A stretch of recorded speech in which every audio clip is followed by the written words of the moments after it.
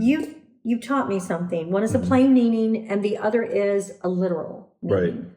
Right. And so, all right. So I know Christians will talk a lot about, literal meaning. Like they'll say, well, I don't interpret the Bible, I just read it. And Jews hear that and they literally laugh because they interpret it. Any interpretation, any reading of it requires an interpretation. Right. Now, what you really mean is you want to interpret it based on what we call in Hebrew the Peshat, the plain meaning. Peshat literally means simple or plain meaning, and the Peshat is in contrast to a different method of interpretation called derash. Derash is where you ignore the plain meaning very deliberately. So the definition of Peshat, the technical definition, Peshat, and it's what is it? Peshin tet, okay, or Peshat. You don't really need the Got E. it. There's a shva there. Peshat. So, and derash is derash. So derash is where you dig down into, it's to seek, and it means to seek a deeper meaning, which isn't the plain meaning. And deeper meaning means it's actually not a meaning that anybody would ever arrive at or could ever arrive at just by reading it. They have to read meaning into it rather than deriving meaning from it. So the Peshat, the plain meaning, is defined as the interpretation based on the language and the context using reason or common sense. Okay. So that's four things.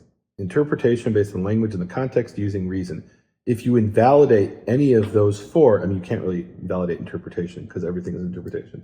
But if you invalidate language, context, or common sense, you're now in the field of derash. Okay. Now, why do I say Peshat is not the same thing as literal meaning? Because sometimes the Peshat is an allegory. Right. There's a famous example where Rashi, who is this Jewish commentator in the Middle Ages, Rabbi Shlomo, the son of Isaac, he's in France, and he's one of the great commentators of medieval Judaism. And he's talking about the book of Song of Songs, and he says, Pshutohu mashal. Its plain meaning is an allegory.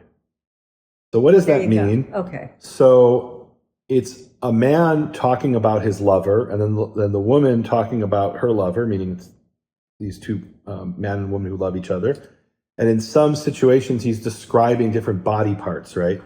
And so why are we being told this? That seems very strange to be in the Bible. So going back to the earliest times that we know of, this was interpreted as an allegory. Now, an allegory for what?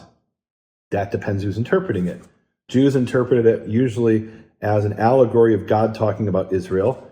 Christians interpreted it as God or Jesus talking about the church, right? And even those have varied in how you implement it. So there's this incredible. There's a translation from the Art Scroll. Art Scroll is this company that makes Bible translations or prints all kinds of books. And in their translation of the woman, I forget if it's the man talking about the woman. We'll put it up here on the screen. He talks about, I think it's the man talking about the some of the how do I put this? Physical aspects of the woman's body, which come in a pair, and they translated an Art Scroll in the text. Oh, how I love your oral law and your written law. Did they really? They really do. Something to that effect. I'm paraphrasing. We'll put it up here on the screen. So how do they do that? Because they interpret, according to them, yes, he's talking about her bodily parts, but the plain meaning of that, according to them, is that it's an allegory for something else. Okay. And a better example, because maybe it is about a man and his lover, right? We don't know. Song of Songs. So an example which you really couldn't interpret literally, but it is where it says, circumcise the foreskin of your heart. So that would mean you'd have to cut open your heart and take off. Foreskin's a little flap, a little extra piece that if you remove it makes it perfect. So imagine if you had to take off.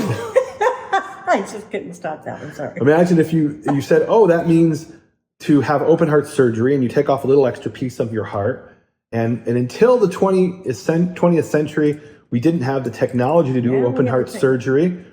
And now we can finally fulfill the commandment in its literal sense. Okay. But no, that is the literal sense, but it's not the Peshat. The plain meaning is it means don't be stubborn. Right. And how do I know that? Because the other half of the verse says, and no longer stiffen your neck. Right. And they didn't have open heart surgery. So the historical context tells me it couldn't possibly mean that you need to have open heart surgery.